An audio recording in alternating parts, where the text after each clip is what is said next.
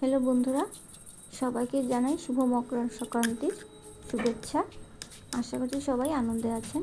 আজকে আমি একটা রান্না আপনাদের সাথে শেয়ার করব। সেটা হচ্ছে আমি আজকে কীভাবে পুলি পিঠে বানিয়েছি সেটাই আপনাদের সাথে শেয়ার করছি। পুলি পিঠে বানানোর জন্য আমি নিয়েছি 2 কাপ মতো ময়দা, 1 কাপ চালের গুঁড়া আর আধা কাপ সুজি। তার মধ্যে 2-3 চামচ গরম তেল দিয়ে ময়দাটাকে আর সবগুলিকে ভালো করে মিশিয়ে নিয়েছি। তারপর গরম জল দিয়ে ময়দাটাকে মেখে নিয়েছি। তারপর লিচি কেটে লুচির শেপে বেলে তার মধ্যে পুর ঢুকিয়ে দিয়েছি।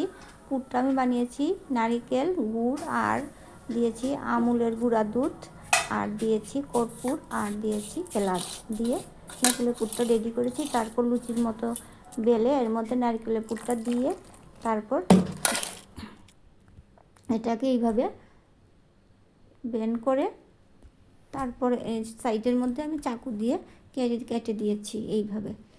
তারপর বানিয়ে তেল গরম করতে বসিয়ে দিলাম।